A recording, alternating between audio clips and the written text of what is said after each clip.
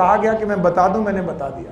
It's up to you. आगे चलो, हम लोग पढ़ रहे थे बेटा थोरेसिक कैविटी, याद है? थोरेसिक कैविटी के आपको सारी बाउंड्रीज याद होंगी, याद होंगी? एक और नेक और डायाफ्राम, स्टर्नम। मैंने कहा था कि दुनिया में सारे लोगों का रेस्पिरेटरी सिस्टम में पढ़ने नहीं आया हूं, मैं किसका पढ़ने आया हूं? ह्यूमन।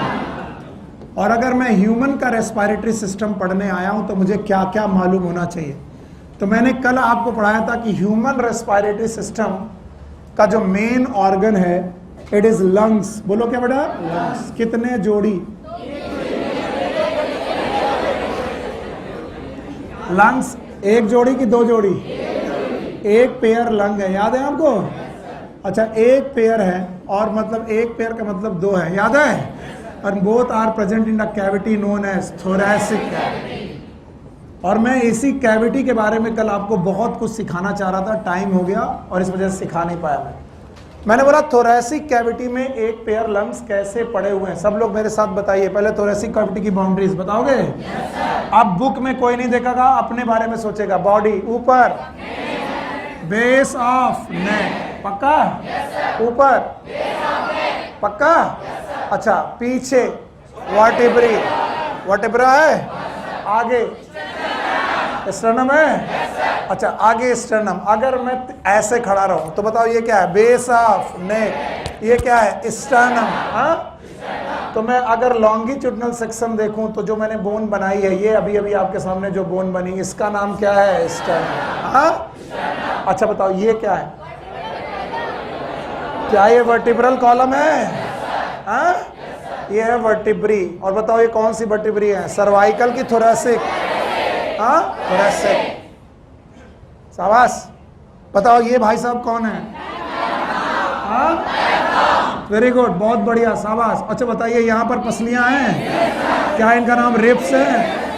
हाँ, काउंट कोई नहीं करेगा कि 12 है कि नहीं है, मैं काउंट कराने लेने नहीं आ रहा हूं। मैं ऐसे खड़ा हूं लॉन्गिट्यूडनल। अब तुमने मेरी कैविटी काटी, कैविटी काटते ही तुम्हें आगे क्या दिखाई पड़ी? स्टर्नम। पीछे हाँ, वर्टिब्रा। अभी जो कटा हुआ दिखाया रिब्स, हाँ, रिब्स दिखेगी।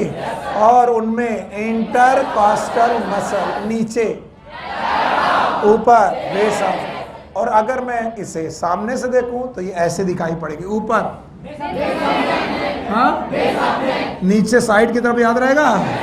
और ये कौन है? डायाफ्राम। हाँ, आगे दिखेगा नहीं क्योंकि तुमने काटा मुझे ऐसे। आगे वाला स्टर्नम, पीछे वाला वर्टिब्रा। फिर मैंने बोला था thoracic cavity is a air tight cavity. कैसी कैविटी है? Air tight. और मैंने कहा था इसमें बायोलॉजी के नहीं फिजिक्स के रूल लगेंगे। कैसी कैविटी है? Air tight. और एयर टाइट कैविटी होने के साथ साथ इस कैविटी में, थोरैसिक कैविटी में प्रेशर है पॉजिटिव की निगेटिव? निगेटिव।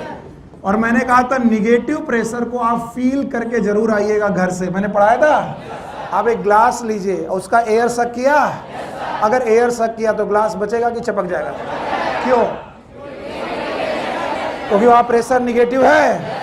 आपने कहा ग्लास में कर दो छेद, कर दिया। बताओ एयर अंदर की बाहर? हाँ, अंदर। बोले एक निगेटिव प्रेशर की एयर टाइट कैविटी है, कहीं से खुली नहीं है, सब जगह से बंद। और इसमें भगवान ने खोला भी तो केवल एक छोटा सा छेद दिया, इसका नाम है ट्रैकिया। बोलो क्या नाम है? ट्रैकिया। पढ़ा दूंगा अभी मैं। और इस ट्रैकिया के साथ जुड़े हुए दिए लंग्स। क्या दिए? लंग्स।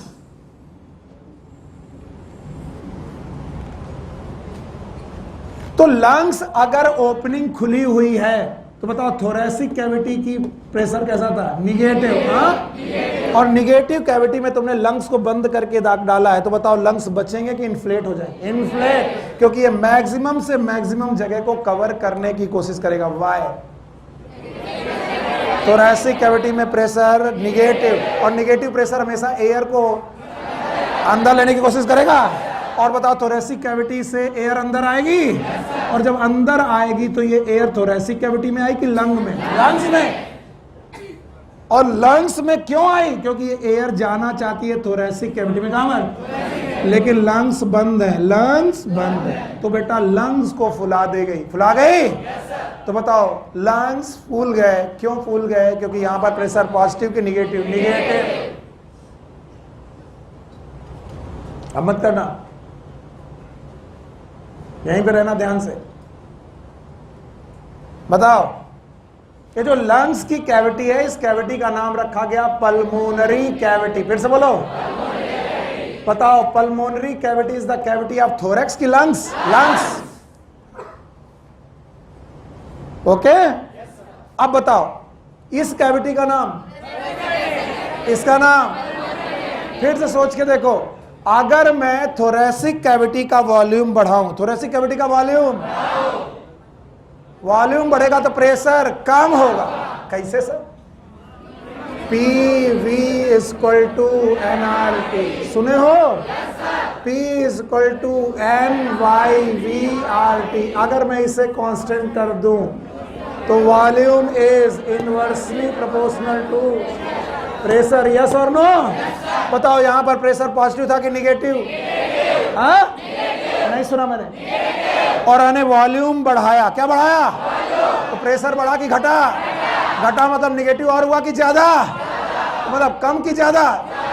नहीं, कम बोल रहे, कम बोल के तुमने गड़बड़ कर दिया। बिल्कुल घबराना नहीं, फिर से सोच के बताओ। मैंने बोला वॉल्यूम और प्रेशर का रेशियो क्या है? इनवर्स। क्या बढ़ाओ, क्या कम होगा, क्या घटाओ, क्या बढ़ेगा? अब मेरे क्वेश्चन का जवाब देना। बताइए यहां पर प्रेशर निगेटिव है, हमने ऐसी आर्बिट्री ले लिया, इट इज -10। बोलो क्या है? -10। वॉल्यूम की प्रेशर, मैंने वॉल्यूम की प्रेशर -10 है, मतलब कम है, निगेटिव है। अच्छा, अब हमने वॉल्यूम बढ़ाया। क्या बढ़ाया? वॉल्यूम। किसका वॉल्यूम बढ़ाया? Thoracic cavity. फिर से बोलो। तो थोरेसिक कैविटी का क्या बढ़ाया? तो वॉल्यूम बढ़ाने पर प्रेशर बढ़ेगा, कम होगा। तो मतलब -10 से 20 की तरफ जाएगा कि -5? तो मोर निगेटिव कि मोर पॉजिटिव? इसका मतलब निगेटिव और हो जाएगा। और अगर निगेटिव और हो गया तो बताओ एयर आने की टेंडेंसी और कम क्या हो जाएगा? तो बताओ वॉल्यूम के लंग्स के फैलने की टेंडेंसी। तो अगर मैं थोरेसिक कैविटी को फैलाऊंगा तो लंग अपने आप फैल जाएगा। ये बात एनसीईआरटी लिखती है कि थोरेसिक कैविटी में कुछ ऐसे इंतजाम है कि change in volume of thoracic cavity will create the same change in volume in pulmonary cavity. अगर मैं थोरेसिक कैविटी का वॉल्यूम कम कर दूं तो लंग्स का भी वॉल्यूम कम होगा, और लंग्स का वॉल्यूम कम होगा तो एयर अंदर आएगी बाहर जाएगी? बाहर जाएगी। और अगर मैं थोरेसिक कैविटी का वॉल्यूम बढ़ा दूं तो लंग्स की कैविटी का वॉल्यूम भी बढ़ जाएगा, एयर अंदर आएगा। इतना बता दो तो मैं आगे बढ़ूं। याद रहेगा?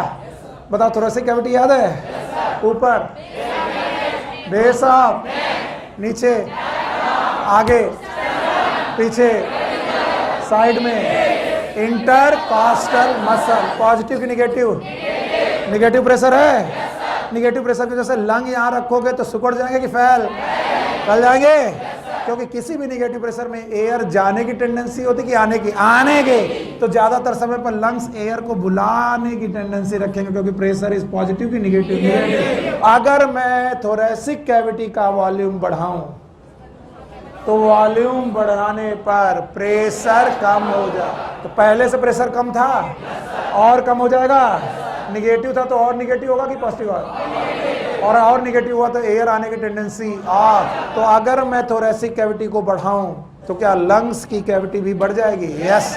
कसम खा करके सुनो बहुत ध्यान से, थोरेसिक कैविटी और पल्मोनरी कैविटी एक ही बात की अलग अलग। इसकी कैविटी का नाम थोरेसिक कैविटी, लंग की कैविटी का नाम लंग। पक्का? और बोलते हैं थोरेसिक कैविटी और लंग कैविटी के बीच में जो लंग्स पड़े हुए हैं, इनके बीच में मेम्ब्रेन है। बोलो क्या है? मेम्ब्रेन। एक मेम्ब्रेन वो है एक मेम्ब्रेन वो है जो बेटा लंग्स की सरफेस में चिपकी हुई है,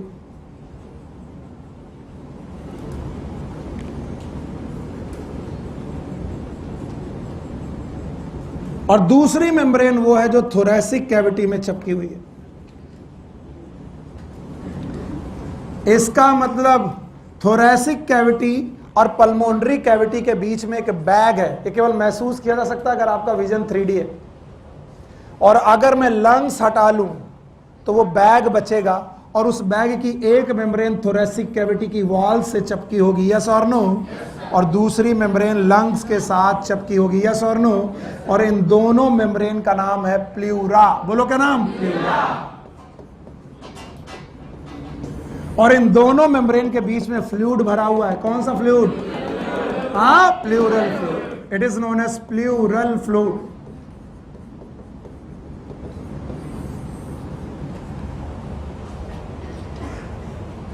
याद रखना, प्लूरा की दो मेम्ब्रेन, एक आउटर और एक inner. Inner pleura is known as visceral pleura. बोलो क्या नाम है? Visceral pleura. और एक है outer pleura, it is known as parietal pleura. बोलो कौन? तो बताओ, या तो आप बोल सकते हो inner pleural membrane and outer pleural membrane, और दोनों के बीच में क्या भरा हुआ? फ्लूइड। एयर की फ्लूइड, एयर टाइट है लेकिन भरा क्या है? Fluid, and that fluid is known as pleural fluid. फिर से बोलो। और इसी प्लूरल फ्लूइड में लंग्स बायोंसी कर रहे हैं। भगवान ने कितना बढ़िया काम किया। अगर ये फ्लूइड ना होते तो जब आप दौड़ते तो आपके लंग्स ऊपर नीचे उछलते और आपकी स्टर्नम से टकराते। किसे टकराते? स्टर्नम। पीछे रेप्स से, पीछे वर्टिब्री से, साइड में रेप्स से। बताओ बचते कि छिल जाते? और बताओ लंग्स बचते कि बेटा डिस्ट्रॉय हो जाते? डिस्ट्रॉय। तो भगवान ने आपको फ्लूइड दिया है, फ्लूइड का नाम, और इसी प्लूरल फ्लूइड की वजह से आपका फ्रिक्शन घटेगा कि बढ़ेगा? बढ़ेगा, घटेगा, और आपके लंग्स सेफ रहेंगे। इस फ्लूइड का नाम प्लूरल फ्लूइड। अगर बहुत ज्यादा हो रहा है तो भी घबराना मत, एक बार सीख लोगे तो मेरा काम बन जाएगा। चलो बताओ, थोरैसिक कैविटी और पल्मोनरी कैविटी सेम और डिफरेंट? सेम।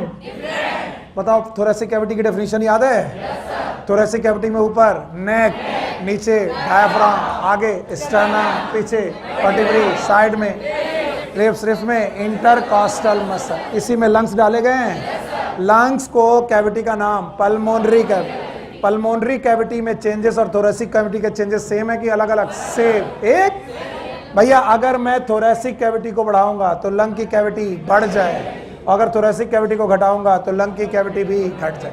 याद रहेगा? और इनके दोनों के बीच में मेम्ब्रेन पड़ी हुई है। मेम्ब्रेन का नाम प्लूरा। प्लूरा के कितनी लेयर? दो। एक लंग सरफेस पर है और एक किस सरफेस पर? हाँ, थोरैसिक कैविटी पर है।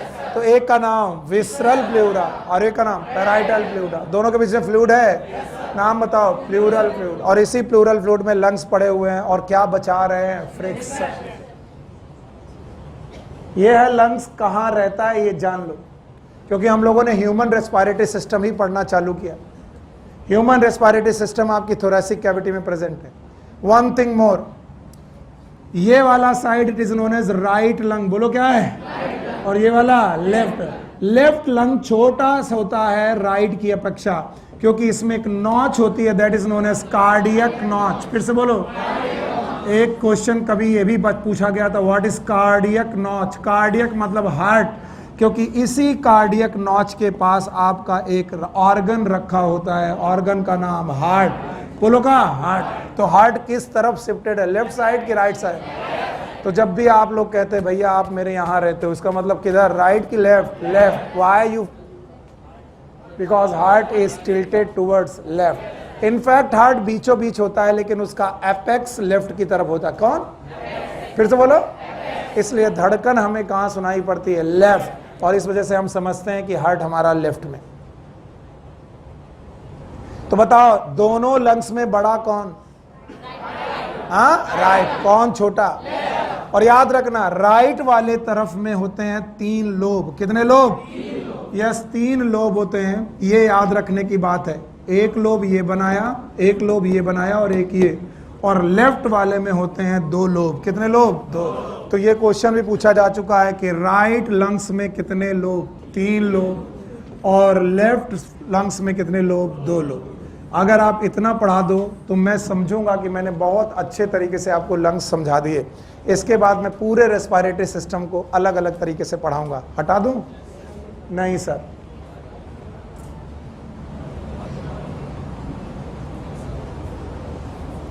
कितने लोब? किसमें? और राइट में 3 लोब हैं। कौन बड़ा, कौन छोटा, कहां पर हैं? अरे यार, किस कैविटी में है? हाँ, बाउंड्री याद रहेगी? बस मेरे लिए बाउंड्री बता दो कि मैं आज के 5 महीने बाद पूछूं बाउंड्री बताओ थोरेसिक कैविटी के, तो बुक देख कर मत बोलना सर रिवाइज नहीं करे। अपनी बॉडी को रिवाइज करने की जरूरत है क्या? रोज देखा करो आईने में, तो शकल ही मत देखा करो। देखा करो कहाँ है गर्दन, कहाँ है डायफ्राम, कहाँ है स्टर्नम, कुछ और भी देखा करो। नहीं मैं कितना खूबसूरत हूँ, बस यही देख के देखते जिंदगी बर्बाद हुई जा रही। चलो हटाएं। चलो अब बताओ, बोर्ड में कुछ नहीं, अब बता के तो काम बन जाएगा। मैं बहुत रिपीटेटिव हूं, मैं जानता हूं, इसके बावजूद पूछ रहा हूं। थोरेसिक कैविटी याद है? पक्का? बताओ एयर टाइट है? निगेटिव प्रेशर है? लंग्स डाले गए? लंग्स इन्फ्लेट करेंगे? अगर मैं थोरेसिक कैविटी का वॉल्यूम बढ़ा दूं, P is inversely proportional to V। V बढ़ा, P और कम होगा? P कम होगा तो एयर और आएगी। अगर मैं थोरेसिक कैविटी का वॉल्यूम घटा दूं तो P बढ़ जाएगा, थोरेसिक कैविटी का प्रेशर बढ़ेगा, वॉल्यूम बाहर। पक्का? Thank you very much. क्या लंग्स 2 हैं? एक कौन? राइट। दूसरा? एक राइट और एक राइट और लेफ्ट में। राइट में कितने लोब? 3। लेफ्ट में? और क्या इनमें प्लूरा है? प्लूरा की कितनी मेम्ब्रेन? एक कौन? विसरल और एक पैराइटल। क्या एक आपकी रिब्स पे चिपकी हुई है? नाम बताओ। विसरल की पैराइटल, पैराइटल। और एक लंग्स में है, नाम बताओ। विसरल। पक्का? तो बोलते हैं पूरे रेस्पिरेटरी सिस्टम को, कोई लिखेगा नहीं, हम एनाटॉमिकली, एनाटॉमी के हिसाब से 2 पार्ट में बांटते हैं। एक का नाम है अपर रेस्पिरेटरी सिस्टम, ह्यूमन का अपर रेस्पिरेटरी सिस्टम।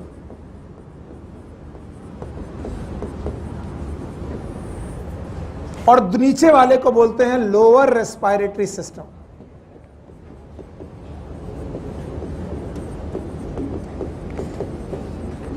भाइयों बहनों ध्यान से बोलो, कौन? Upper respiratory. दूसरा? एक कौन सा? अपर। दूसरा? लोअर। बोलते हैं अगर एक बार आप लंग्स और उसकी पैरेन्काइमा में घुस गए, अगर आप एक बार लंग्स या फिर उसकी पैरेन्काइमा में एंट्री कर गए, आप लोअर रेस्पिरेटरी सिस्टम में हैं, वेलकम, आप लोअर में हैं। और अगर उसके ऊपर हैं तो आप अपर रेस्पिरेटरी सिस्टम में हैं। किसमें है? अपर। आइए, इसके बजाय मैं बुक पढ़ाऊं, अपनी अपनी बॉडी को ध्यान से देखना। Yes, this is nose. Upper है? नोज है? नहीं सर, नोज नहीं, कान है। ऐसा देख रहा है कि कौन सा है, अपना देख लो। बोलो ये क्या है? ओपनिंग है? External near. बोलो मेरे साथ, बोलो बोलो। Nasal cavity. बोलो बोलो, ये वाला। फिर से बोलो। फिर, और जहां पर जुकाम लेने पर नमकीन नमकीन महसूस होता है, कितने गंदे हैं ना, दैट इज इंटरनल नेयर। बोलो, बाहरी नथुने, अंदरूनी नथुने, हिंदी में बाय और आंतरिक। बोलो, इंटरनल के external. Opening is near, opening is near. मैं लिख रहा हूं, बताओ भैया, ये वाली ओपनिंग का नाम एक्सटर्नल नेयर। मैं लिख रहा हूं, आप मुझे बताते जाइएगा। बहुत अच्छे डायग्राम नहीं बनेंगे क्योंकि भगवान ने आपको बहुत अच्छा डायग्राम इटसेल्फ बनाया हुआ है, तो आप अपनी बॉडी को देखिए। बताइए ये क्या है? हाँ, एक्सटर्नल नेयर। इसके बाद कैविटी में पहुंचे, कैविटी का नाम नेजल कैविटी। फिर से बोलो, नेजल कैविटी में पहुंचे, यहां पर आपको इंटरनल नेयर बढ़ेंगे। बोलो इंटरनल नेयर मिलेगा। और इंटरनल लेयर के बाद मिलेगी फेरिंग्स। फिर से बोलो, फेरिंग्स। भूल गए होगे बेटा, याद आया बक्कल चैम्बर और फेरिंग्स याद आई थी। फेरिंग्स ईसोफेगस की तरफ जा रही थी। ओपनिंग का नाम गलेट, ग्लॉटिस की गलेट, गलेट। जो मैंने पढ़ाया वो जवाब चाहिए। मैंने अभी नाक नहीं बनाई, नाक मैंने इधर बनाई है। पहले माउथ की तरफ चलो। ये क्या है? माउथ है। बक्कल चैम्बर है। Buccal chamber. ये क्या है? फेरिंग्स। फेरिंग्स कॉमन था। क्या फेरिंग्स खाने को ईसोफेगस में डालता था? लेकिन ईसोफेगस के आगे, किसके आगे? क्या एक और ट्यूब है? ट्यूब का नाम ट्रैकिया। फिर से बोलो, ट्रैकिया की ओपनिंग याद है? नाम है ग्लॉटिस। बोलो, इसके ऊपर एपिग्लॉटिस। फिर से बोलो। तो इस ओपनिंग का नाम, इसका नाम गलेट। खाना कहाँ? किधर? और हवा कहाँ? ग्लॉटिस। कहाँ पर? ट्रैकिया। हाँ, ट्रैकिया का अपर मोस्ट पार्ट, क्या ये लैरिंग्स है? yes. यहां तक पहुंचा तो आपका एहसान जिंदगी भर नहीं भूलूंगा। चलो भाई, ये बोलो। मैं डायग्राम अच्छे नहीं बनाता हूं, यहां फिल करो। बोलो, nasal cavity, internal layer. Internal layer के बाद क्या आएगी? फेरिंग्स। फिर से बोलो, pharynx is a common part. क्या ये डाइजेस्टिव सिस्टम में भी जाता है? रेस्पिरेटरी में जाता है। और फेरिंग्स जाएगा upper part of the trachea, upper part of, and that is known as larynx. फिर से बोलो। और लैरिंग्स आगे निकलेगी ट्रैकिया। फिर से बोलो। और ट्रैकिया जाकर के बाइफरिकेट होगी, दो भागों में बांटेगी। It is known as primary bronchi. बोलो क्या नाम? कुछ लोग कहते हैं सर समझ में नहीं आया। मैं कहता हूं बोलते रहो, आ जाएगा। प्राइमरी ब्रोंकाई तक मतलब आप लंग्स के अंदर नहीं घुसे। जब लंग्स के अंदर घुस जाएंगे, आप अपर में गए कि लोअर में? लोअर। प्राइमरी ब्रोंकाई तक अपर। आपकी बॉडी के अंदर पहुंच चुका है चीज, फिर भी अपर कहला रहा। चलिए इधर बिना देखे बताओगे तो अच्छा रहेगा। बोलो, external layer, nasal cavity, internal layer, pharynx, लैरिंग्स, trachea, primary bronchi. फिर से बोलो, प्राइमरी ब्रोंकाई तक पहुंचते लोअर की अपर, अपर रेस्पिरेटरी ट्रैक्ट, लंग्स के अंदर नहीं घुसे। अपर रेस्पिरेटरी ट्रैक्ट, इस अपर रेस्पिरेटरी ट्रैक्ट में सबसे ज्यादा नोटोरियस है ये भाई साहब, नाम बताओ। लैरिंग्स में पाए जाते हैं कॉर्ड। बोलो क्या? ऐसे ही बना रहा हूं। These are known as vocal cord. फिर से बोलो। और इन वोकल कॉर्ड को बिल्कुल गिटार के तार की तरह काम करना होता है। अब इधर मत देखो, गिटार के बारे में सोचो। सीखा है आपने? गिटार का तार जैसे ही प्लग करते हो आवाज आती है। भले ही वो मधुर ना हो, बजाने वाले अच्छी से बजाते हैं, लेकिन हर बार आवाज जरूर आएगी अगर आप उस तार को खींचो। ऐसे ही बेटा वोकल कॉर्ड आपके ट्रैकिया की ओपनिंग में पड़े हुए हैं। कहां पर? लैरिंग्स। फिर से बोलो। और ये तार एकदम खिंचे हुए पड़े, और जैसे ही इनमें एयर टकराएगी, क्या टकराएगी? एयर। इंस्पायरेशन की एक्सपायरेशन। ये तार हिलते हैं, जैसे ही ये हिलते हैं एक साउंड प्रोड्यूस होती है। क्या प्रोड्यूस होती है? साउंड। चलो सांस अंदर लेते हुए बोलने की कोशिश करो। पॉसिबल नहीं। और जरा जब बोलो तो बताओ सांस अंदर आ रही कि बाहर? और जैसे ही तुमने बाहर एयर थ्रो की, किस पे टकराई? Vocal cord. किस पे? Vocal cord. और जैसे ही वोकल कॉर्ड में टकराई, क्या वोकल कॉर्ड हिले? वोकल कॉर्ड हिले। ला बेटा तुम जाओ। Thank you very much. और जब यहां आया करो तो मोबाइल बंद करके आया करो। चलो भागो। बताओ, एक्सपायरेशन किया? किस पे पड़ा? Vocal cord. वोकल कॉर्ड हिले तो आवाज पैदा हुई। आवाज इज साउंड, इसीलिए इस बॉक्स का नाम साउंड बॉक्स। एनसीईआरटी में देखो क्या लिखा है। तो बताओ साउंड बॉक्स आपका कौन है? फेरिंग्स की larynx? Larynx. What is known as larynx? अरे यार सब कच्चा कर देते हो। फेरिंग्स की लैरिंग्स। लैरिंग्स में कार्टिलेज पड़े हुए हैं। इनमें कॉर्ड है, कॉर्ड का नाम वोकल कॉर्ड। इंस्पायरेशन के एक्सपायरेशन, एयर थ्रो किया, कॉर्ड हिले, आवाज पैदा हुई। आवाज को शब्द दिए टंग ने, किसने? अगर आपकी टंग काट ली जाए आवाज नहीं निकलेगी, निकलेगी लेकिन शब्द नहीं। आपकी टंग पकड़ लो, आवाज निकालो, निकलती है? नहीं निकलती। अरे कितनी देर चिल्लाए हम, बताओ। इट इज, मजाक मत करो। साउंड प्रोड्यूस करना is not the function of tongue, sound produce करना is the function of larynx. लेकिन इस साउंड को सिलेबल्स, सिलेबल्स मतलब शब्द देना किसका काम? टंग। अब टंग पकड़ करके तुम कुछ बात बोलो, आवाज निकलेगी, बात नहीं बोल पाओगे। तो सिलेबल्स कौन? टंग। और साउंड कौन? Larynx. And that's why larynx is known as sound box. प्रतीक हो गया ना? अब इधर देखो, गाली दे रहे।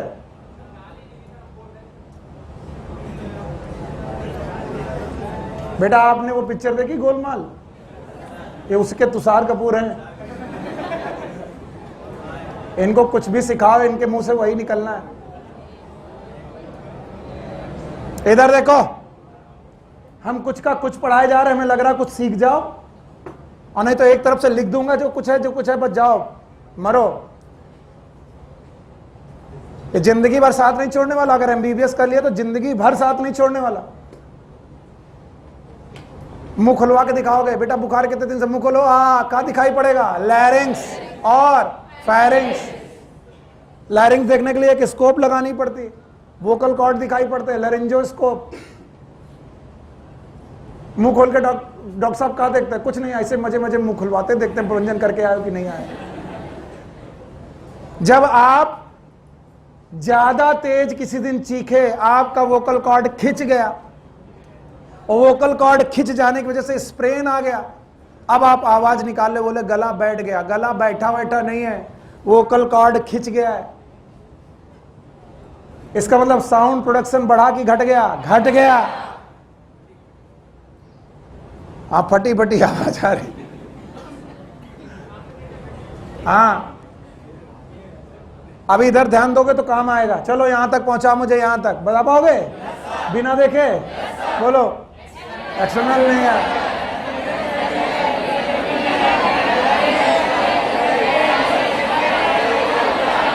हाँ बस बस गाली बंद करो। External near, nasal cavity, internal near, pharynx, larynx, trachea, primary bronchi. Primary bronchi तक, अपर की लोअर? अपर हो गया। अब जवाब देना, यहां पर एक लोब की, दो लोब की, तीन लोब? हाँ, तीन लोब। तो अभी डायग्राम तीन लोब को मैं ऐसे ही बना पाऊंगा, तो आपको तीन माना। एक्चुअली तीसरा लोब यहां होता है। हर लोब के लिए प्राइमरी ब्रोंकाई एक एक छोटा छोटा ट्यूब निकालेगा। पहले के लिए निकालेगा, दूसरे के लिए निकालेगा, और तीसरे के लिए निकालेगा। These bronchi are known as secondary bronchi। बोलो, प्राइमरी ब्रोंकाई के बाद सेकेंडरी ब्रोंकाई। आगे का चीज तुम संभाल नहीं पाओगे, इसलिए मैं अभी जितना बोल रहा हूं सुनते जाओ। तो बताओ, राइट साइड में कितने सेकेंडरी ब्रोंकाई? तीन। तो लोब कितने? तीन। तो तीनों लोब के लिए एक एक ब्रोंकाई, सेकेंडरी ब्रोंकाई। और इधर कितने? पांच। दो। कितने? दो। आगे बोलो, ये वाला प्राइमरी ब्रोंकाई, ये वाला। अब मैं आगे जो बना रहा हूं उसको यहां बना पाना पॉसिबल है, इसलिए मैं बनाता जाऊंगा। सेकेंडरी ब्रोंकाई और फाइनर ट्यूब में टूटे, और फाइनर ट्यूब में टूटे। These are known as tertiary bronchi. केवल लिखा है, आप पहले इधर देखते जाओ। इसी के अंदर टूट रहे वो सब। टर्शियरी ब्रोंकाई फर्दर और फाइनर ट्यूब में टूटे, और पतले पतले ट्यूब में टूटे। They are known as initial bronchioles.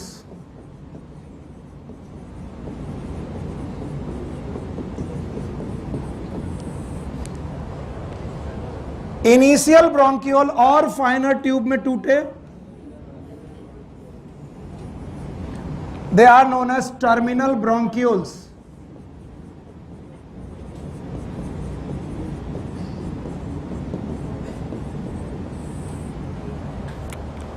Terminal bronchiole और फाइनर होते गए,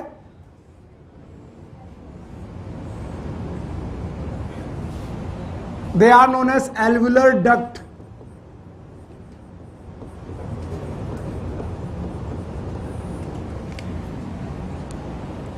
अब मेरे पास जगह नहीं है, कोशिश कर रहा हूं।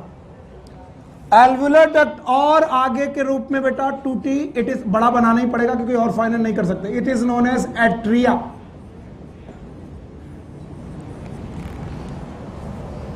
मान लो ये एट्रिया आ गई। एट्रिया फर्दर बेटा टूटे छोटे छोटे चैम्बर में। This atria, it is alveolar duct, it is atria. Atria के बाद एक सैक बना, that sac is known as alveolar sac. फिर से बोलो, एल्वुलर सैक। और एल्वुलर सैक फाइनर सबसे छोटे स्ट्रक्चर में बने, they are known as alveoli.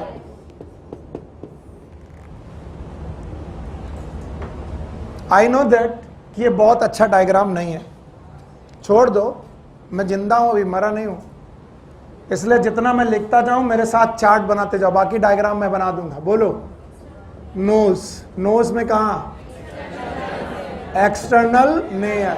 फिर बोलो, बोलोगे नहीं तो मरोगे। और कहीं भी मत देखना, अपनी बॉडी देखते रहना। एक्सटर्नल लेयर के बाद, अरे एक्सटर्नल नेयर के बाद नेजल कैविटी, फिर एक्सटर्नल की इंटरनल, इंटरनल नेयर आया, फिर फेरिंग्स आया। Thank you very much. Pharynx से बाद, फेरिंग्स से बाद लैरिंग्स, लैरिंग्स के बाद क्या ट्रैकिया आया। Thank you very much. Trachea के बाद हाँ प्राइमरी ब्रोंकाई। बताओ यहां क्या समाप्त हुआ। हाँ अपर, ये रहा अपर रेस्पिरेटरी ट्रैक्ट। इतना बोल दोगे मेरा काम बन जाएगा। ना प्राइमरी ब्रोंकाई के बाद, यस, प्राइमरी ब्रोंकाई के बाद सेकेंडरी ब्रोंकाई।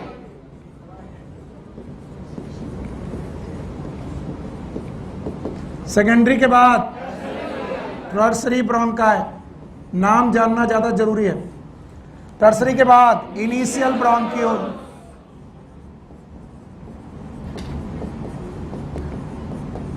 इनिशियल ब्रोंकियोल के बाद टर्मिनल ब्रोंकियोल,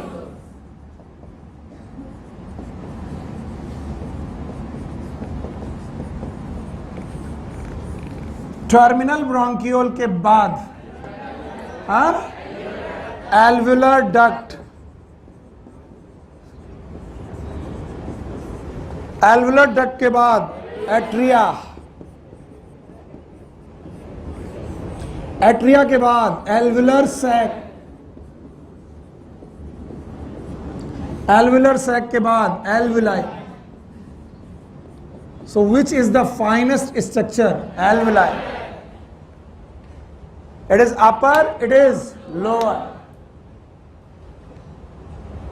पहले तो ये चार्ट आपको आना चाहिए, फिर मैं इस चार्ट में वो स्ट्रक्चर बनाऊंगा जो आप स्ट्रक्चर बनाने के लिए एकदम उत्साहित हो कि सर आपने क्यों हटा दिया। उस स्ट्रक्चर में कुछ था नहीं, आपको इस स्ट्रक्चर को समझना ही पड़ेगा। चलो बताओ भाई, पहला बोलो एक्सटर्नल लेयर, फिर नेजल कैविटी, फिर इंटरनल लेयर, फिर फेरिंग्स, फिर लैरिंग्स, फिर ट्रैकिया, फिर प्राइमरी ब्रोंकाई। प्राइमरी ब्रोंकाई के बाद सेकेंडरी ब्रोंकाई, फिर से बोलो, फिर इनिशियल ब्रोंकाई, फिर टर्मिनल ब्रोंकाई, फिर एल्वुलर डक्ट, फिर एट्रिया, फिर एल्वुलर सैक, फिर एल्वुलर। हो गया? हटा दे। ये हो गया तुम्हारी चार्टिंग। क्या कर रहे हो यार, इसी में टाइम लगा दोगे तो पढ़ोगे क्या? हटा दें। अब मैं पूरा पार्ट नहीं बना रहा हूं, मैं जो बना रहा हूं उसको बताओ। It is लैरिंग्स। फिर से बोलो, ये क्या है? हाँ, ट्रैकिया। ये बोलो क्या है?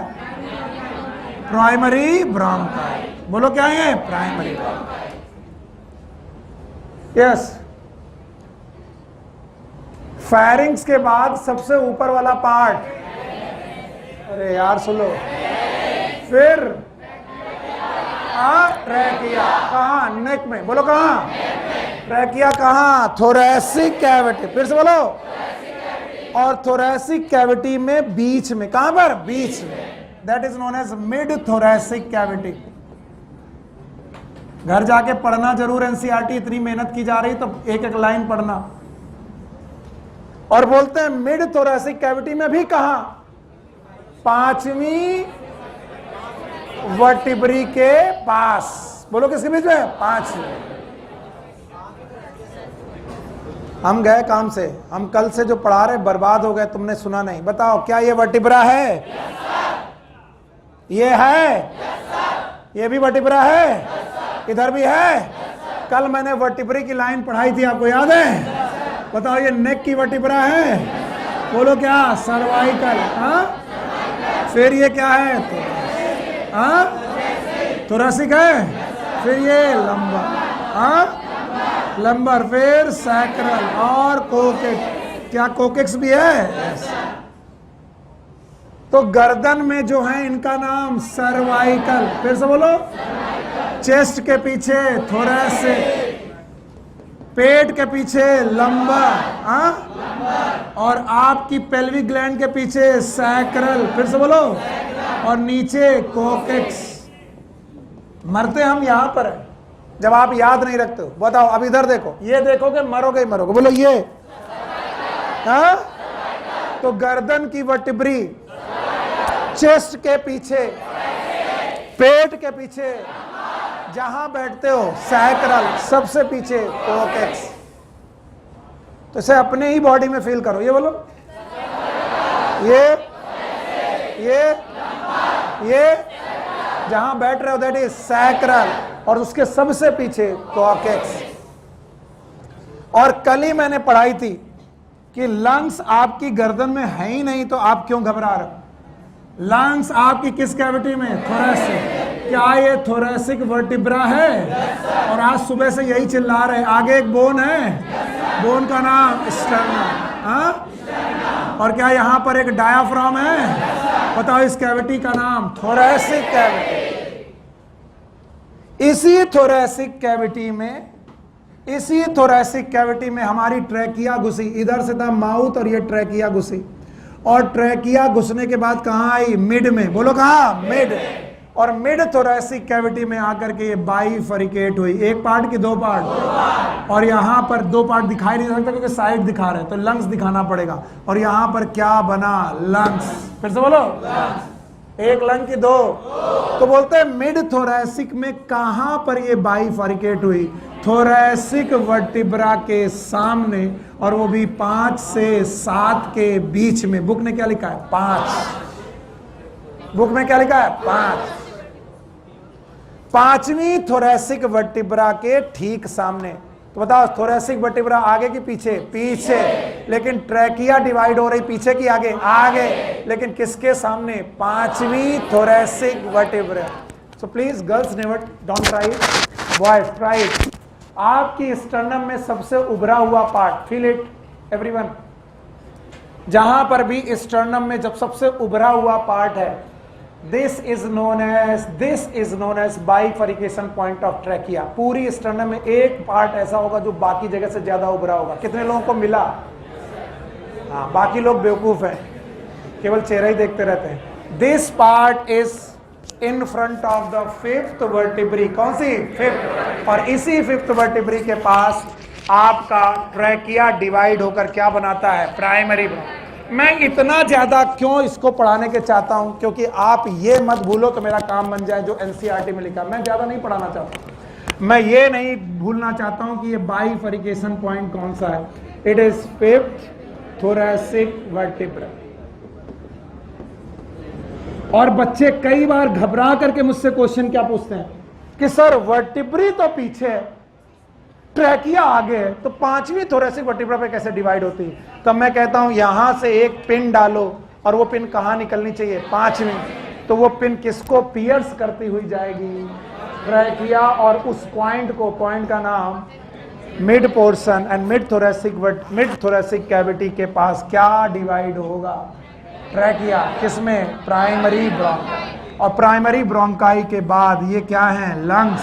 हाँ, लंग्स। और इन लंग्स में कितने लंग्स? 2, एक छोटा और एक बड़ा। कौन वाला बड़ा? राइट। दिखने में ये बड़ा दिख रहा है, आप प्लीज मेरे डायग्राम को माफ कर दिया करो, बस सोचा करो ये वाला छोटा कि बड़ा?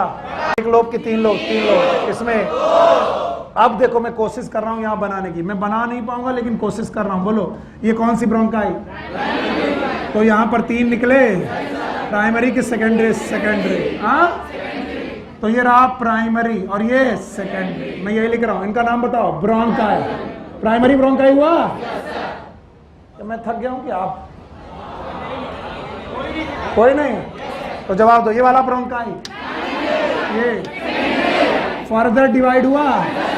बोलो टर्सरी। हाँ, टर्सरी फर्दर डिवाइड हुए? बोलो। हाँ, इनिशियल ब्रोंक्यूल। मैं एक ही बात को बार बार पढ़ाता हूं कि आपको आ जाए। इनिशियल ब्रोंक्यूल फर्दर डिवाइड हुए? बोलो। क्या ये टर्मिनल ब्रोंक्यूल है? टर्मिनल ब्रोंक्यूल याद रहेगा? टर्मिनल ब्रोंक्यूल फर्दर डिवाइड हुए? बोलो। Alveolar duct. एल्वियोलर डक्ट याद आ गया? और एल्वियोलर डक्ट, यहां के बाद का डायग्राम यहां बना दूं। एल्वियोलर डक्ट, आगे एट्रिया। बोलो। और फिर एल्वियोलस। हाँ, एल्वियोलर सैक। और ये वाला एल्वियोलर। तो अगर बेटा ये आपका ब्रोंक्यूल टर्मिनल ब्रोंक्यूल है, बोलो सॉरी, ये रेस्पिरेटरी टर्मिनल ब्रोंक्यूल के बाद एल्वियोलर डक्ट। अगर ये आपकी एल्वियोलर डक्ट है, कौन सी? एल्वियोलर। तो भैया टर्मिनल ब्रोंक्यूल के बाद रेस्पिरेटरी ब्रोंक्यूल भी आता है, आपको मानना पड़ेगा। कौन सा ब्रोंक्यूल? रेस्पिरेटरी। और रेस्पिरेटरी ब्रोंक्यूल के बाद एल्वियोलर डक्ट। तो एल्वियोलर डक्ट जहां ओपन होती है उसका नाम एट्रिया। फिर से बोलो। और इनके अपने सैक हैं, सैक का नाम एल्वियोलर सैक। हाँ, और एल्वियोलर सैक जिन पाउच लाइक स्ट्रक्चर में खुलते हैं, these are known as alveolar. और एल्वियोलाई से छोटा कुछ भी नहीं है। तो अगर मैं इसे यहां बनाऊं तो it is like something this. बताओ ये क्या है? पीछे से चलेंगे, पीछे से बोलो। एल्वियोलाई के बाद alveolar sac, atria, alveolar duct, terminal bronchiole, respiratory bronchiole. Sorry, respiratory bronchiole के बाद terminal bronchiole, initial bronchiole, tertiary, secondary, primary bronchiole, trachea, larynx, pharynx, internal में, नेजल कैविटी, एक्सटर्नल में। पक्का? और अभी भी लिखाना पड़ेगा, अभी भी भूल जाएंगे सर, तो फिर अब हमसे तो ना हो पाएगा।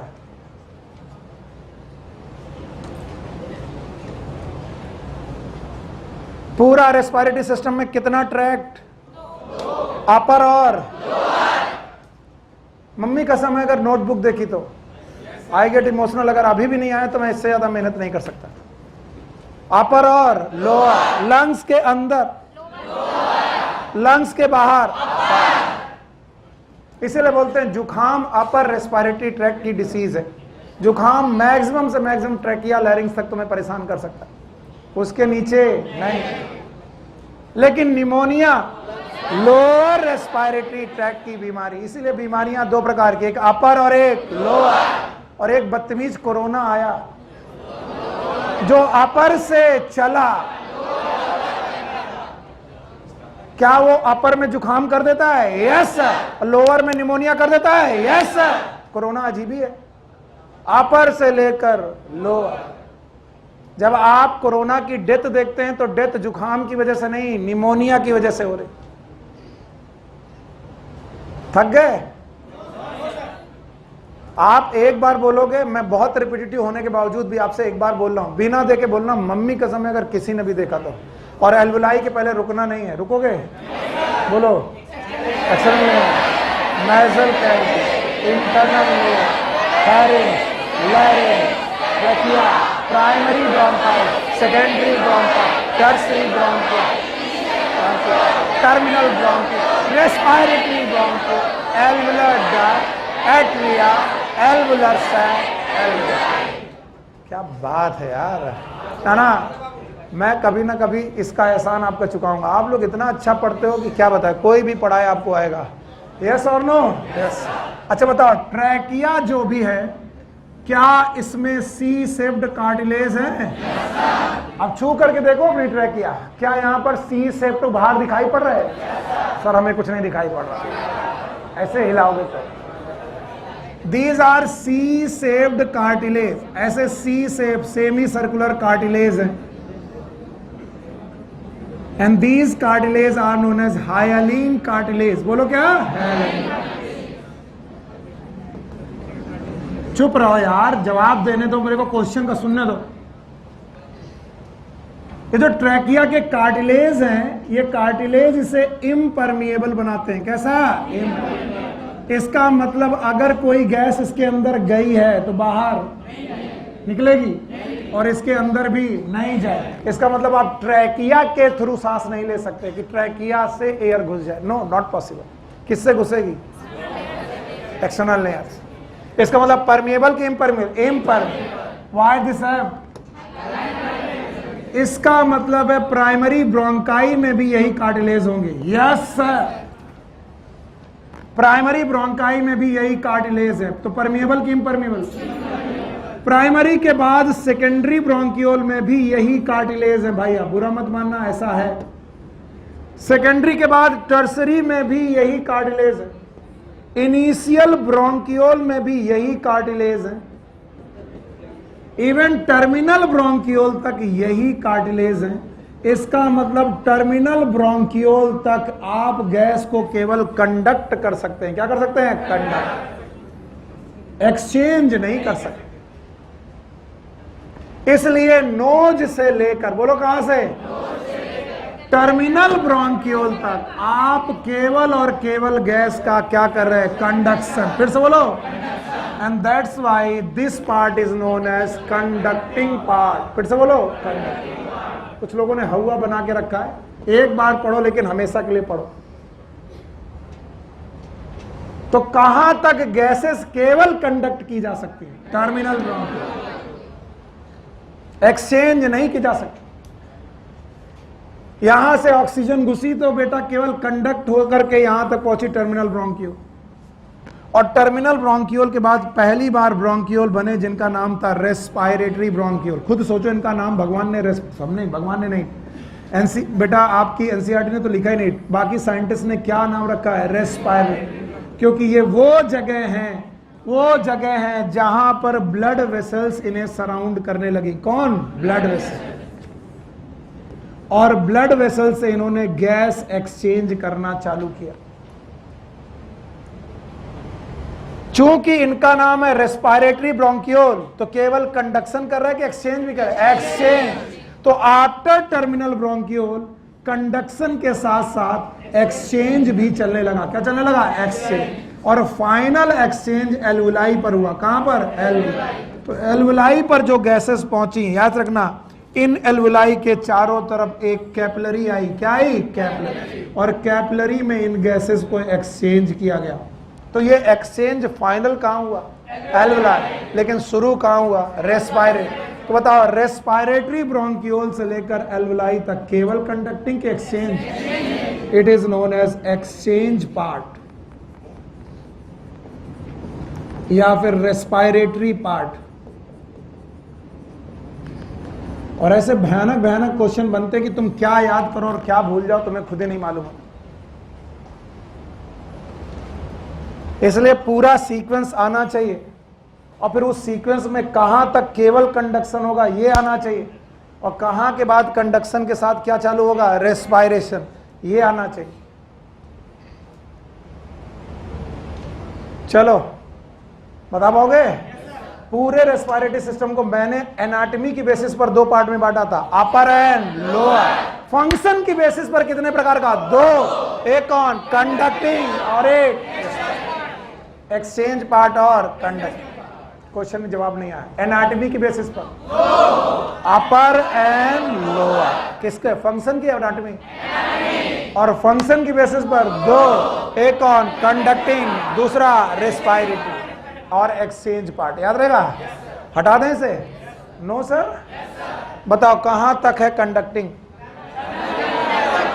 चलो एक बार बोलो, external layer, nasal cavity, internal layer, pharynx, larynx, trachea, primary bronchi, secondary bronchi, tertiary bronchi, इसल ब्रोंकियोल, टर्मिनल ब्रोंकियोल, यहां तक गैस केवल कंडक्ट, और उसके बाद कंडक्शन भी होगा, एक्सचेंज भी होगा, और एल्वुलाई में केवल एक्सचेंज।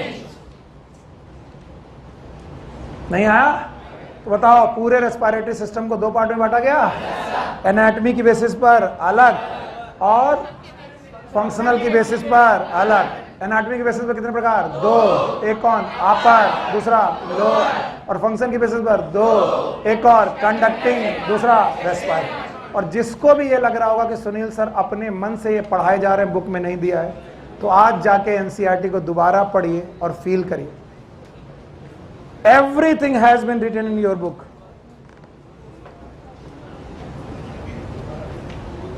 हाँ भैया मेरे, राखी के बंधन को निभाना। इधर देखो, ये ट्रैकिया है। हाँ, बहुत बहुत ज्यादा मुसीबत में हूं मैं। बताओ, ये जो मैंने लोटा बनाया है, लोटा है कि एल्वुलाई है? यहां तक पहुंचा दोगे?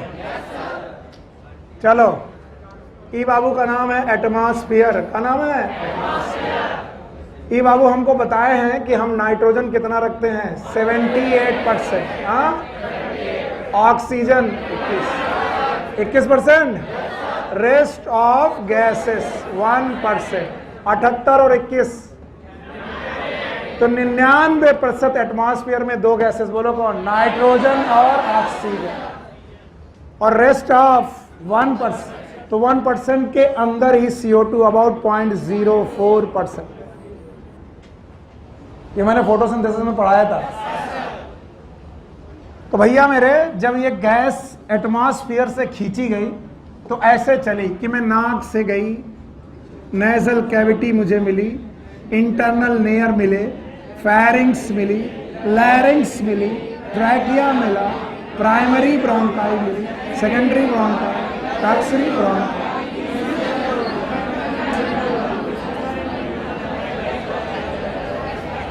एंड जस्ट फील इट, आपकी एल्वुलाई में जो गैस आई है वो कहां से आई है? एटमॉस्फेयर।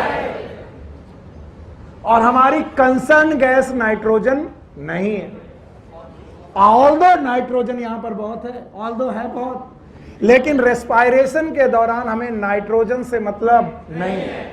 हम किस पर ध्यान लगाएं? ऑक्सीजन। तो चूंकि एटमॉस्फेरिक में ऑक्सीजन ज्यादा है तो हम कह सकते हैं एल्वुलाई में ऑक्सीजन ज्यादा। कम?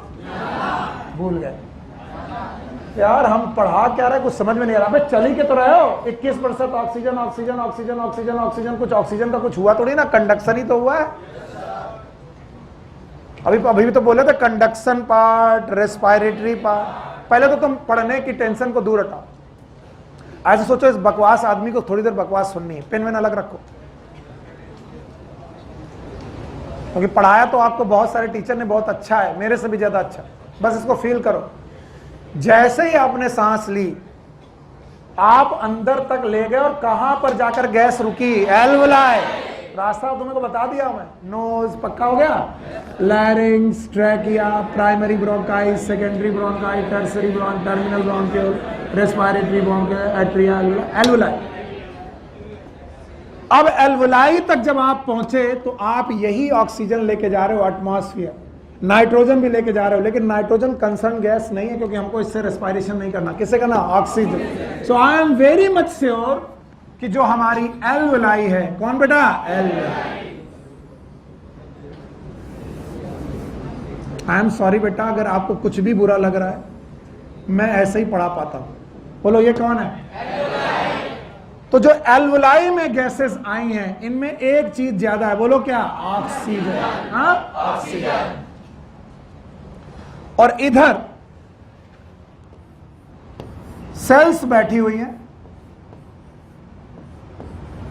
सेल्स मतलब टिश्यू, बोलो कौन? टिश्यू। और बोले tissue is made up of cell. फिर से बोलो। और सेल बहुत तेजी से जिंदा रहना चाह रही है और जिंदा रहने के लिए इनको डिफाइनिंग प्रॉपर्टी पहले चैप्टर में बताई गई। बोलो क्या? मेटाबॉलिज्म। बोलो क्या? मेटाबॉलिज्म। चिल्ला तो चुके ही हो। बताओ जिंदा रहने की बहुत सारी प्रॉपर्टी है। प्रतीक बात मत करो। ग्रोथ है, रिप्रोडक्शन है, मेटाबॉलिज्म है, डिफाइनिंग प्रॉपर्टी मेटाबॉलिज्म। तो अगर सेल जिंदा है, अगर सेल जिंदा है तो क्या करना पड़ेगा? मेटाबॉलिज्म। और अगर मेटाबॉलिज्म किया तो सेल निकालेगी CO2। बोलो क्या? CO2। ध्यान से देखो, टिश्यू चिल्ला रहे हाय राम मुझे CO2 बढ़ गई। बोले क्यों बढ़ गई? क्या गलती की? मेटाबॉलिज्म। काहे की? जिंदा रहना। अगर जिंदा रहना है तो क्या करना पड़ेगा? मेटाबॉलिज्म। और जिंदा रहे मेटाबॉलिज्म की तो क्या बढ़ गई? CO2। और इधर से चली आ रही है ऑक्सीजन। बताओ यहां CO2 ज्यादा की ऑक्सीजन? ऑक्सीजन। टिश्यू यहां, लंग्स कह रहा मेरे से ऑक्सीजन ले लो। टिश्यू कह रहा काश तुम मेरे को ऑक्सीजन भेज दो, क्योंकि मेरे को ऑक्सीजन की कमी है और मेरे पास क्या ज्यादा है? CO2।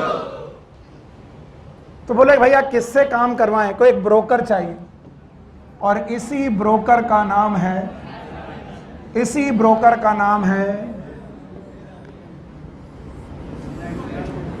नाम तो सुना ही हो। बोलो कौन? इस ब्रोकर का नाम है हार्ट। हार्ट ने कहा देखो मजाक करना हो कर लो, पर जब मैं सीरियस हो जाऊं एकदम सुनो। इस हार्ट ने कहा कि चिंता मत करो, हम टिश्यू की कार्बन डाइऑक्साइड उठाएंगे, वेन में भरेंगे और इस वेन को राइट साइड पर ला करके छोड़ देंगे। ये रहा वो राइट साइड। तो जो बेटा टिश्यू की तरफ से आ रही हैं दे आर द वेन्स। बोलो क्या? वेन्स। थोड़ा ज्यादा है लेकिन संभाल लेना। क्या आ रही हैं? वेन्स। वेन्स जो आ रही हैं एक ब्लड लेके आ रही हैं, उसमें क्या ज्यादा? CO2। ऑक्सीजन कम, CO2 ज्यादा। इस तरीके के ब्लड को बोला गया डीऑक्सीजनेटेड। फिर से बोलो। तो टिश्यू ने कहा पिंड छूटा, मेरे पास CO2 थी, मट्टी पाओ, मैंने किसको दे दी? ब्लड। ब्लड ने कहा कि ठीक है तुमने मुझे दे दी, मैंने कहां दिया? हार्ट को। हार्ट ने दिया एट्रियम से वेंट्रिकल। फिर से बोलो। वेंट्रिकल ने ये ब्लड दिया पल्मोनरी आर्टरी को। बोलो क्या? Pulmonary artery. बिल्कुल घबराओ मत। ये जो तुम्हारा डीऑक्सीजनेटेड ब्लड था वापस निकला और कहां गया? Pulmonary artery. और पल्मोनरी आर्टरी उसे कहां ले गई? लंग्स। फिर से बोलो। और लंग्स का मतलब एल्वेलाई। फिर से बोलो। एल्वेलाई। तो जो मैं पूछूं वही बताना। बताओ ये जो मैंने बनाया है ये क्या है? क्या ये आर्टरी है? उसकी कैपिलरी है? तो बताओ अगर यहां CO2 ज्यादा तो हार्ट में भी CO2, तो लंग्स में भी CO2 कम की ज्यादा? ज्यादा। तो बताओ इस पूरे के पूरे ब्लड में CO2 कम की ज्यादा? ज्यादा। और CO2 ज्यादा, मैं यहां लिख रहा हूं CO2 ज्यादा कहां पर? ब्लड में। फिर से बोलो। और बताओ लंग्स में CO2 कम। डिफ्यूजन याद है?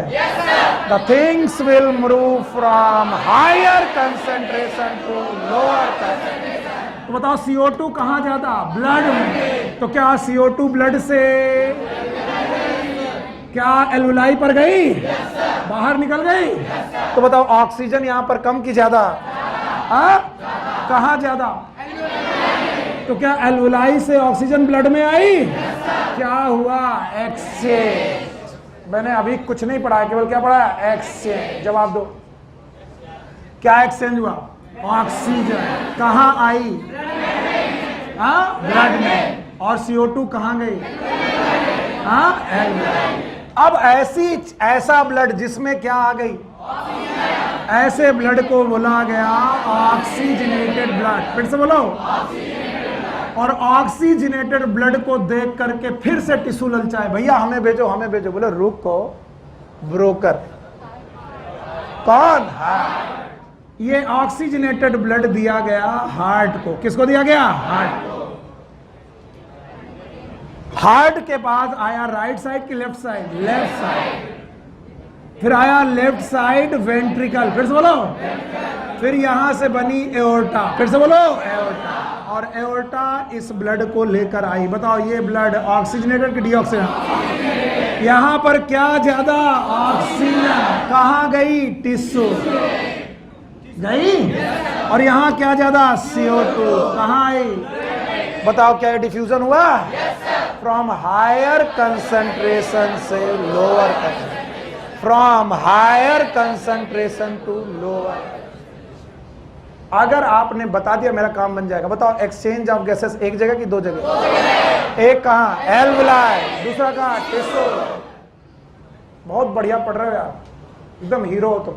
बताओ गैस का एक्सचेंज एक जगह की दो जगह? एक कहां? एल्वुलाई। और एक कहां? अगर एल्वुलाई का एक्सचेंज बता सको तो मान जाए। एल्वुलाई का एक्सचेंज में क्या ब्लड में आई? क्या निकली? टिश्यू में जो हुआ क्या ब्लड में आई? CO2। ब्लड में क्या आई? CO2। क्या निकली? ऑक्सीजन। क्या ये डिफ्यूजन है? आप जो बोलेंगे मैं वही लिखूंगा, इसलिए सोच समझ के बोलना। क्या ये डिफ्यूजन है? पर क्या ये डिफ्यूजन एल्वुलाई में है? Yes sir. Diffusion at tissue. दो गैसेस हैं, एक कौन? CO2 और O2। पक्का? क्या ये भी डिफ्यूजन है? इसलिए सोच के बोलना, क्योंकि मैं वही लिख रहा हूं जो तुम लिखवा रहे हो। क्या ये डिफ्यूजन है? सर ये भी डिफ्यूजन है। किसका? O2 और CO2। पक्का? पर क्या सर CO2 टिश्यू में ज्यादा है? थको मत। सुर हमेशा खराब तब लगते हैं जब आलाप लेने के बाद आप अपनी आवाज को हल्का छोड़ देते हो। आप सोचते हो नहीं गा पाएंगे। गाओ, सुर में गाओ। यस। बताओ क्या यहां CO2 कम की ज्यादा? तो यहां कम। तो क्या एक ग्रेडियंट बना? From tissue to lungs. Yes और नो? अब बताओ यहां क्या ज्यादा? ऑक्सीजन। और ऑक्सीजन कहां ज्यादा? That is lungs. कहां कम? टिश्यू। एक ग्रेडियंट बना। तो बताओ यहां से क्या भागी? CO2। यहां से ऑक्सीजन। तो क्या ये एक CO2 का ट्रांसपोर्ट है? बहुत गड़बड़ हो रहा है वरना मामला। बोलो transport of CO2। Thank you very much. And this is transport of. जो मैं पूछूंगा बताओगे? ऑक्सीजन का ट्रांसपोर्ट कहां से कहां? लंग्स से टिश्यू। और CO2 का? टिश्यू से लंग। पक्का? अब मैं नंबर दे रहा हूं। ये ऑक्सीजन अंदर आई, ये CO2 बाहर निकली। और ये CO2 जब बाहर निकली तो हमारी नाक ने परफॉर्म किया। यस। इंस्पायरेशन की एक्सपायरेशन? एक्सपायरेशन। अंदर गया। नाम बताओ? ब्रीदिंग। ब्रीदिंग। देखो मैंने कुछ भी नहीं किया, जो तुमने करवाया वही किया। इसमें कोई भी बात मैंने लिखी नहीं, आपसे अब लिखने जा रहा हूं। अगर मैं बोलूं कि आप सबसे पहले क्या करोगे? ब्रीदिंग। या तो गैस इन लोगे या तो गैस आउट। बोलो क्या? ब्रीदिंग करके आप गैसेस कहां ले गए? एल्वुलाई। फिर से बोलो। एल्वुलाई में क्या करोगे? Diffusion of O2 and CO2 होगा। इस डिफ्यूजन के बाद होगा transport of oxygen, transport of CO2। तो मैं तीसरा लिखूं transport of gas, transport of gas. और चौथा मैं लिखूं diffusion of O2 and CO2 at tissue. अभी भी मैंने गलती की एक था। अभी आप ही ने जो बोला मैं वही बोल रहा हूं। पहला बोलो। दूसरा? हाँ मजा नहीं आया। पहला ब्रीदिंग, दूसरा डिफ्यूजन, तीसरा ट्रांसपोर्ट। बोलो ट्रांसपोर्ट। लंग से टिश्यू, टिश्यू से लंग। कौन जाएगा? याद रहेगा? लंग से टिश्यू, टिश्यू से लंग। तो पहला नंबर। दूसरा number diffusion of gases at alveoli. पूरा बोलो डिफ्यूजन ऑफ गैसेस एट। तीसरा ट्रांसपोर्ट, ट्रांसपोर्ट होगा। चौथा डिफ्यूजन एट। Eight tissue. और अगर टिश्यू में बेटा ऑक्सीजन चली गई तो बताओ ये ऑक्सीजन कहां पहुंची? सेल। वहां कौन था? फूड। फिर से बोलो, अगर फूड था तो क्या ये ऑक्सीजन की प्रेजेंस में टूटा? और ये मैं पढ़ा चुका हूं, मैं सुनूंगा नहीं। टूटा? क्या निकली? एटीपी निकली। 4 साइकिल है, नाम बताओ। Glycolysis, link reaction, Krebs cycle, TPS. याद आया? एटीपी बनी और इसे बोला गया सेलुलर रेस्पायरेशन। फिर से बोलो, सेलुलर। अब मैं हार जाऊंगा या जीत जाऊंगा ये तुम पर डिसाइड है। 5 स्टेप एक के बाद एक बोलने हैं। बोलो, पहला breathing, diffusion of gases at alveoli. तीसरा ट्रांसपोर्ट। चौथा diffusion of gases eight tissue. Cellular respiration. Page number 270। 5 point इसके लिए मेहनत चल रही थी, 5 पॉइंट के लिए। तो respiration involve the following step. और जिसने भी रट्टा माना कसम से घूसा मारूंगा उसको। पहला स्टेप, ब्रीदिंग और pulmonary ventilation by which atmospheric air is drawn in and CO2 rich alveolar air release out. बोलो ये क्या हुआ? इसका नाम इंस्पायरेशन, दूसरा एक्सपायरेशन। पहला स्टेप हो गया। चलो दूसरा, diffusion of O2 and CO2 across the alveoli. 2 हो गया। तुम फिर नहीं देख रहे हो, कल फिर पूछेंगे तुमसे। यस, हाँ, तुमको लग रहा पका रहा है, इसी से बेटा पक पक के बड़े लोगे। आगे चलो, तीसरा, transport of the gases by blood. दोनों तरफ, लंग से टिश्यू, थ्रू ब्लड, टिश्यू से लंग, थ्रू ब्लड। तो ब्लड लाएगा भी, क्या लाएगा? क्या ले जाएगा? It is known as transport of gases. चौथा, diffusion of O2 and CO2 between blood and tissue. And पांचवा, utilization of O2 by the cell for catabolic reaction and resultant release of CO2, cellular respiration. पढ़ाया मैंने? कितनी cycle? 4। बोलो, glycolysis है, link reaction है, Krebs cycle है, ETS। अच्छा, अब ये देखो, अब इसको बोलते हैं डिपेंडेंसी ना होना। ये डायग्राम क्या आपके ब्रेन में है? चलो यहां महसूस करो, ये क्या हो रहा? इंस्पायरेशन है, एक्सपायरेशन। लंग्स में गए, एल्वुलाई पे गए, यहां क्या हो रहा है? Exchange of gases at alveoli. Blood में पहुंच गया, transport of gases to the tissue. पहुंच गया, टिश्यू में एक्सचेंज ऑफ गैसेस। पक्का? और सेल के अंदर सेलुलर रेस्पायरेशन। क्या इसका चार्ट बना पाओगे? बुक में भी देख के बिना? पक्का? तो मेरी तरह लिखो 5 पॉइंट, बिल्कुल मेरी तरह लिखना। NCERT भले ना लिख पाओ। पहला पोर्शन, ब्रीदिंग। ब्रीदिंग के 2 पोर्शन, बोलो कौन? इंस्पायरेशन और एक्सपायरेशन।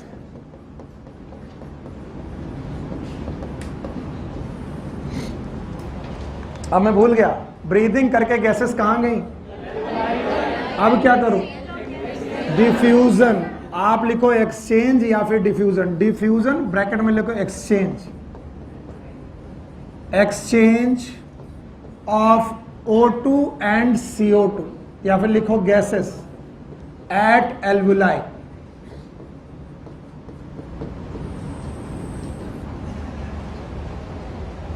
तो पहला step breathing, inspiration and expiration. दूसरा step diffusion of gases at alveoli. चलो तीसरा, ट्रांसपोर्ट ऑफ गैसेस। और ये केवल रट्टा तब होगा जब आप केवल इतना बोलोगे, और अगर तुम्हारे को दिखाई पड़ रहा होगा तो ये गैसेस दिखेंगी कौन कहां से जा रही?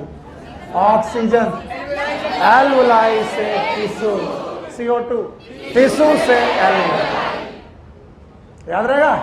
ट्रांसपोर्ट ऑफ गैसेस, तो दोनों गैस ट्रांसपोर्ट हो रही है, CO2 भी और O2 भी। कौन कहां से वो तुम जानो, तुम्हारे ऊपर छोड़ दिया। चौथा, diffusion of gases eight tissue पर डिफ्यूजन ऑफ गैसेस, याद है? और यहां पर भी डिफ्यूजन ऑफ गैसेस उन्हीं दो गैसेस का, बोलो कौन? CO2 और O2। और इसके बाद सेलुलर रेस्पायरेशन, और ये तो हमने पढ़ाई दिया है सेलुलर रेस्पायरेशन। आपको प्लांट फिजियोलॉजी पढ़ाते वक्त सेलुलर रेस्पायरेशन के 4 मुख्य स्टेप याद हैं? बोलो, ग्लाइकोलिसिस और लिंक रिएक्शन और क्रेब्स साइकिल, याद है? और ETS। और अगर भूले नहीं हो तो इसकी इक्वेशन भी पढ़ाई थी, याद है? C6H12O6 in presence of oxygen, 6 CO2, 6 water. तो जो टिश्यू भी रेस्पायरेशन कर रहा होगा, क्या प्रोड्यूस कर रहा होगा? CO2। इसीलिए बोल रहे थे मेटाबॉलिज्म करते वक्त हर टिश्यू क्या प्रोड्यूस करेगा? CO2। आप सुनो, अगर मैं तुम्हें पुरानी रमेश गुप्ता बुक पढ़ा रहा होता तो इन दोनों स्टेप को मिलाकर बोलते हैं external respiration.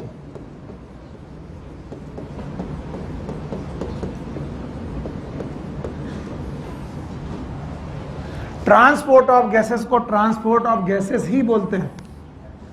Diffusion of the gases at the level of tissue is known as internal respiration.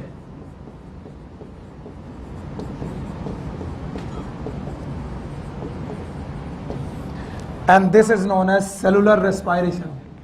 यकीन मानिए हम लोगों ने रेस्पायरेशन के 4 स्टेप पढ़े हैं, 1, 2, 3, 4। आज एनसीईआरटी उन्हें 5 में तब्दील कर रही है, क्योंकि एक्सटर्नल रेस्पायरेशन को उन्होंने 2 पार्ट में बांटा। पहला पार्ट ब्रीदिंग, दूसरा डिफ्यूजन। ट्रांसपोर्ट ऑफ गैसेस को उन्होंने भी ट्रांसपोर्ट ऑफ गैसेस बोला था, और exchange of gases at the tissue level is known as internal respiration. तो cellular respiration is not the internal respiration. Mind it, फिर से बोलो, cellular respiration is not the internal. Internal respiration is the exchange of gases between blood and tissue, and the last but not the least, it is known as cellular respiration. तो हम लोगों ने respiration के कितने step पढ़े? 4, 5। अभी NCERT 5 पढ़ाएगी, पहले हमारे पढ़ो, बोलो। External respiration, transport of gases, internal respiration, cellular respiration. NCERT ने कितने पढ़ाए? 5। पढ़ा पाओगे? पेज नंबर 270 याद है? पहला ब्रीदिंग, दूसरा डिफ्यूजन एट एल्वेलाई, डिफ्यूजन 2 बार है, diffusion at alveoli, diffusion at tissue, बीच में ट्रांसपोर्ट ऑफ, चौथा सेलुलर। और इसीलिए मैं कहता हूं एनसीईआरटी बुक से बेटर कोई किताबें नहीं है। तो जब उन्होंने बोला रेस्पायरेशन में इतने ही स्टेप पढ़ने हैं, तो क्यों ना पहले स्टेप से ही चालू करें। पहला step is breathing. So next topic is mechanism of breathing.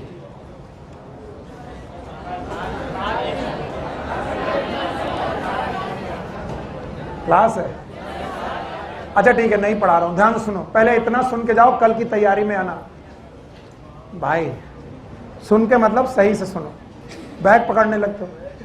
अगर मैं 4 पैर का जानवर होता, जो कि मैं हूं ना, तो मेरा ये वाला पोर्शन एंटीरियर की पोस्टीरियर, ये वाला posterior, this portion is posterior. मेरे लेग्स क्या आएंगे? Posterior, head anterior. भाई सुन लो, फिर चले जाना, 5 मिनट तो पढ़ ही सकते हो। और जो प्रोटेक्टेड साइड होती, बोलो कौन? Protected, it is known as ventral, और ये डॉर्सल। तो अगर मैं थोरेसिक कैविटी बनाऊं जिसमें सामने हो स्टर्नम, बोलो क्या? स्टर्नम। पीछे हो वर्टिब्री। अब कुछ लोग बिल्कुल नहीं सुन रहे, वो मरेंगे कल। कल नहीं मरना तो आज छोटा छोटा मर लो। बताओ ये क्या है? ये स्टर्नम। और आगे तुम जानते हो मैं क्या बनाऊंगा, याद है? बोलो ये क्या है? डायाफ्राम। तो आपकी थोरेसिक कैविटी की एक एक्सिस होती है, ये एक्सिस आपको लंबवत काटती है, सीधे। गर्दन से लेकर डायाफ्राम, यानी एंटीरियर और पोस्टीरियर। बेटिया ध्यान सुनो, सर की तरफ, पैर की तरफ। तो मैं अगर एक 3D एक्सिस लूं, बदल दो, मान लो कि ये नेक है। शान कहीं जाना है बेटा?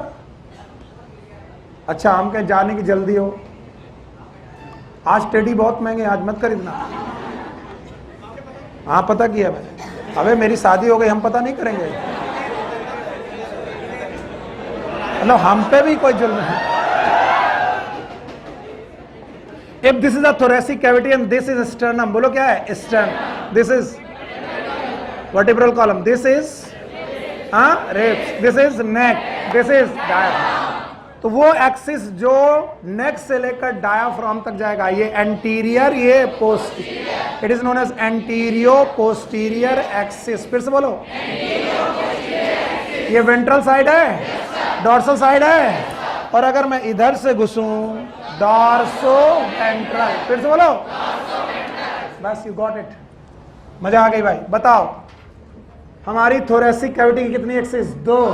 एक कौन? एंटीरियो पोस्टीरियर। और ये अगर मैं एक सरिया घुसाऊं पीठ से निकले छाती से, ये किस? डॉर्सल से घुसी वेंट्रल, और मुंह से घुसे और डायाफ्राम से निकली एंटीरियो पोस्टीरियर। अच्छा, कहीं और से तुम मत सोचो। एंटीरियो पोस्टीरियर। पुरुषार्थ ने तुरंत कहा कि देखो कहीं और से भी तो नहीं निकल रही। बेटा ये सब तुम्हारी लक्षण हम जानते हैं, क्योंकि सास भी कभी टीचर भी कभी स्टूडेंट था। तो तुम जो जो कर सकते हो बताओ। ये एक्सिस का नाम एंटीरियो पोस्टीरियर, और ये कौन? Dorso ventral. डॉर्सो वेंट्रल, तो ये डॉर्सो वेंट्रल एक्सिस है, और ये एंटीरियो पोस्टीरियर। और इन दोनों एक्सिस के बीच में लंग्स पड़े हैं। क्या पड़े हैं? लंग्स। तो ये 2D एक्सिस है कि 3D? और मुझे अगर 3D एक्सिस का वॉल्यूम बढ़ाना है, मरे जा रहे हैं, तो क्या मैं डायाफ्राम को खींच दूं? अगर मैं डायाफ्राम को नीचे खींच दूं तो डायाफ्राम फ्लैट हो जाएगा। कौन सी एक्सिस बढ़ जाएगी? एंटीरियो पोस्टीरियर। और अगर मैं स्टर्नम बाहर कर दूं, देखना ये सब करते हैं, तो बताओ डॉर्सो वेंट्रल, तो क्या वॉल्यूम दोनों तरफ से बढ़ेगा? Dorso ventral, antero. और अगर ऐसा किया तो वॉल्यूम घटा कि बढ़ गया? बढ़ गया। वॉल्यूम बढ़ा तो प्रेशर घट गया। और निगेटिव हुआ? बाहर प्रेशर पॉजिटिव, अंदर निगेटिव। इंस्पायरेशन। नहीं आया? डायाफ्राम वापस लौटा, स्टर्नम वापस आई, वॉल्यूम घटा, प्रेशर बढ़ा। Inspiration, expiration. This is a mechanism of breathing. In detail, to be continued. Same channel, same time. Take care. Good luck. Bye bye. क्या हुआ? नहीं आया?